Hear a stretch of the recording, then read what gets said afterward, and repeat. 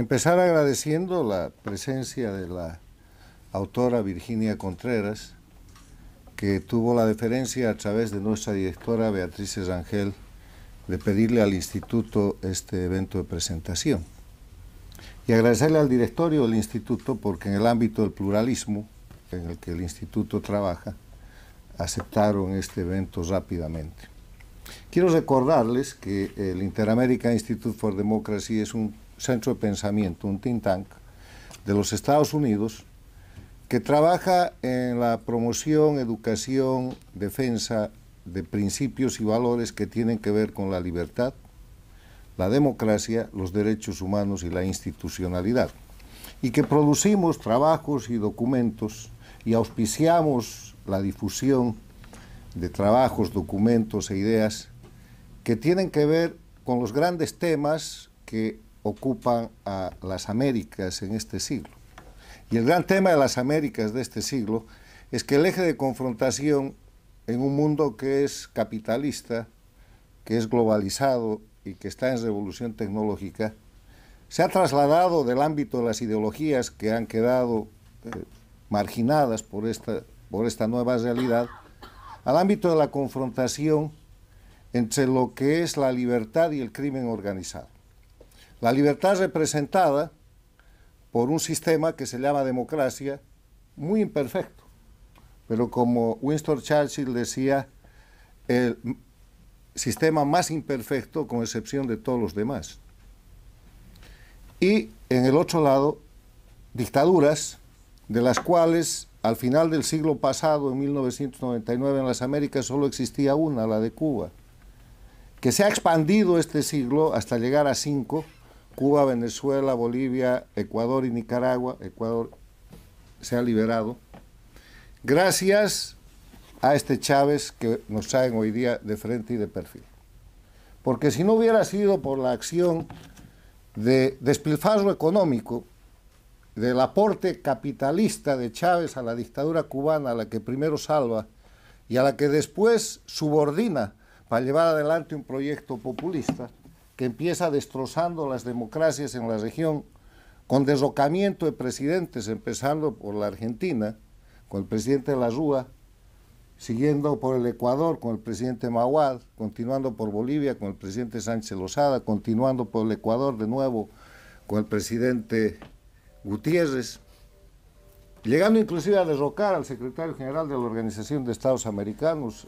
expresidente Miguel Ángel Rodríguez, para generar un espacio que da lugar a la elección del secretario Insulza y los 10 años de la OEA adormecida permitiendo la ampliación de las dictaduras en la región. Ese es el marco de referencia regional en el cual el Instituto trabaja. Y por eso recibimos con gran placer este libro, del cual yo he leído algunos capítulos, y que puedo calificar como parte de una historia venezolana que se está escribiendo. Pero para entender la historia venezolana que se está escribiendo, que en el caso de la Venezuela de este siglo, igual que hace 200 años, es la historia de la región, porque a partir de la llegada de Chávez al gobierno de Venezuela, empieza el gran proceso de amplificación de la dictadura cubana, que es la dictadura jefe y que ha terminado por convertir a Venezuela en uno de sus satélites, y que tiene el detalle de prescindir de Chávez en determinado momento. Los invito a leer otro libro muy importante de Enrique Salas Romer, que se llama El futuro tiene su historia, en cuyo capítulo, allá por la página 230, describe y documenta cómo todo señala que fue la dictadura de Cuba la que prescindió de Chávez, la que mató a Chávez. Porque si no queremos ver ese libro, hay que ver nomás las consecuencias. Hasta que vivía Chávez, él era el jefe del proyecto y Fidel Castro era su subordinado, su segundón. Cuando esto cambia, lo primero que hace la dictadura cubana es imponer el sucesor Maduro, y en la disputa interna de Venezuela entre el chavismo venezolano y el castrismo venezolano, gana el castrismo con Maduro y pierde Diosdado con Cabello, y lo demás ustedes lo conocen. Dicho eso, me gustaría ver el libro como un análisis escrito por una abogada muy importante, muy valiente,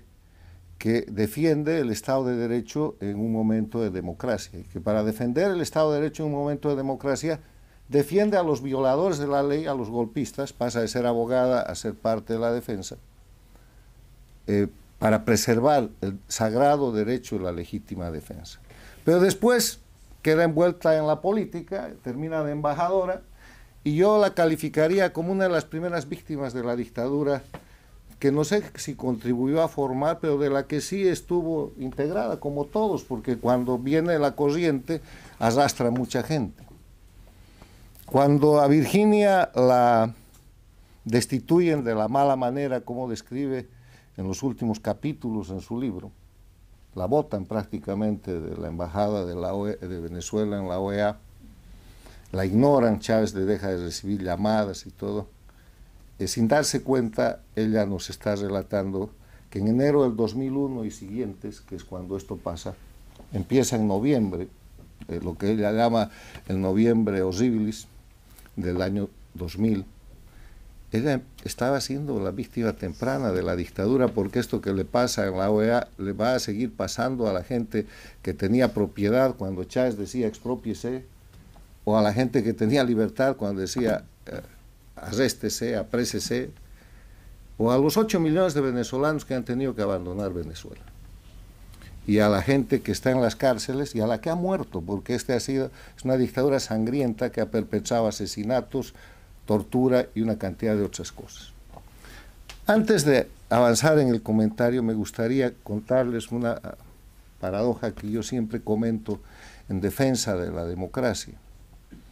La presentación y la descripción que hace la autora de las violaciones al Estado de Derecho en la democracia venezolana es algo que pasa eventualmente en todas las democracias, sobre todo en democracias que están en crisis porque acaban de sufrir un golpe de Estado. Es posible, y yo le creo, que se hayan abusado derechos procesales, que se hayan atropellado inclusive derechos de defensa de los defendidos, pero nada comparable con lo que pasa ahora en la dictadura de Venezuela. Cuando hay democracia,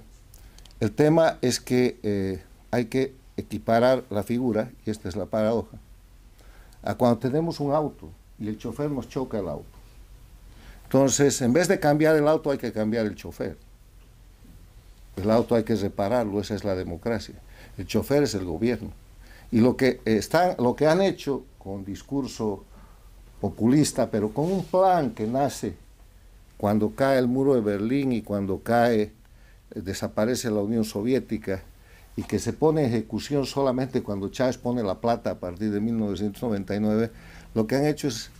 liquidar el auto y no cambiar al chofer. Han destrozado la democracia en Venezuela, en Nicaragua, en Bolivia, en el Ecuador. Han penetrado con gobiernos paradictatoriales, hoy día el Brasil, Colombia, México. Estuvieron por la Argentina con Fernández Kirchner. Y en vez de contribuir al mejoramiento de la democracia, que yo estoy seguro tiene todos los defectos denunciados en los procesos contra los golpistas chavistas, lo que logramos hacer es pasar del mal al peor. Dicho eso, me gustaría terminar estas reflexiones mirando el libro de Virginia desde la situación actual de Venezuela. ¿Dónde está Venezuela hoy día? Hoy día Venezuela está en la disputa más importante de la historia de este siglo, que no solamente va a marcar a Venezuela, sino a todas las Américas, por lo menos por los próximos 25 años. Venezuela es una dictadura sangrienta, es una dictadura de ocupación, una dictadura satélite de la dictadura cubana, y está operando un mecanismo de terrorismo de Estado después de que ha organizado y manipulado unas elecciones en dictadura, ha perdido la campaña electoral, ha perdido la votación, ha perdido la narrativa de explicar quién ganó, ha sido simplemente puesta en evidencia crimen tras crimen y no le quedan argumentos. Y sus argumentos son simplemente dos. El argumento de ejercer terrorismo de Estado, que se define como la comisión de crímenes desde el gobierno para producir miedo en la población, de manera que con ese miedo la gente asuma conductas de sometimiento que no serían posibles de otra forma. miren Cuba, y miren lo que están tratando de hacer en Venezuela. Y la otra cosa es mentir, mentir y mentir. O sea, matar, oprimir, perseguir y en el otro lado mentir. Pero tienen un pequeño problema. Venezuela desde el 28 de julio tiene un presidente electo, tiene una líder civil que se llama María Corina Machado, y en la propia agenda de la dictadura está corriendo el tiempo contra la dictadura porque el 10 de enero ese presidente electo, que está a buen recaudo en Europa, va a jurar como presidente de Venezuela. El tema es que en ese escenario, este libro de Virginia Contreras es extraordinariamente importante, porque muestra la naturaleza humana, venezolana, latinoamericana, humana, de cómo la gente se transforma en torno al poder, de cómo el poder corrompe, de cómo las ambiciones generan resultados extraordinarios. Yo estoy de acuerdo con ella cuando dice, no es Chávez el único que hizo esto, sí, pero fue el que lo motivó, es el estandarte, es el responsable, y está muerto lamentablemente, porque la historia no le va a poder cobrar sino a través de lo que viene. Pero hay gente que está viva, y el sucesor de Chávez, que es más bien señalado por la dictadura cubana, que es Maduro, es un impostor que está con los días de entrega del mando contados, y aquí lo que hay que aprender del libro de Virginia es la actitud frente a la necesidad de recuperar la democracia. Estamos en un sistema dictatorial, totalitario, no hay nada que justifique lo que está pasando en Venezuela. No hay posibilidad alguna de diálogo, lo que hay que hacer es cumplir el mandato del pueblo. Y para cumplir el mandato del pueblo hay que esperar que jure el señor González Urrutia, tiene que formar gobierno y tiene que gobernar. Jure en Miraflores o tenga que jurar eventualmente en un país extranjero de momento, porque si González Urrutia el 10 de febrero jura fuera de Venezuela, ese no va a ser el gobierno legítimo de Guaidó, ese es el gobierno y la presidencia de la República Bolivariana de Venezuela, a la que la comunidad internacional y los venezolanos tienen la obligación de ayudarle a rescatar el control de un país que a partir de ese momento va a estar total y definitivamente usurpado por una fuerza violenta de ocupación, que ya es lo que sucede ahora, pero va a haber certificado el 10 de enero. Y entonces el presidente González Urrutia tendrá la posibilidad de, en sus 4 funciones, jefe de Estado, jefe de gobierno, jefe de la diplomacia y comandante y jefe de las Fuerzas Armadas, empezar a gobernar y impartir órdenes, que va desde nombrar embajadores, cambiar comandantes militares, hasta pedir a la comunidad internacional la formación de una fuerza de tarea bajo su mando, bajo el mando del presidente de Venezuela, para recuperar la usurpación violenta que gente armada, absolutamente vinculada al crimen organizado, está realizando. O sea que hay esperanza. Y para eso, el aporte de doña Virginia Contreras es extraordinario, porque a tiempo de mostrar algo que ella no ha escrito y no sé si lo sospechaba, que es una de las primeras víctimas de la dictadura chavista, sin querer o queriendo, porque la manera atroz en que la sacan, la tratan y lo que ha ofrecido seguir escribiendo que todavía no ha contado, hay 8 millones detrás de usted, Virginia. Y dentro de Venezuela hay 30 millones más o un poco más. Entonces este es un libro que hay que leer para saber lo que hay que evitar y para saber a dónde puede llegar la miseria humana cuando tiene poder político. Muchas gracias. Una pregunta.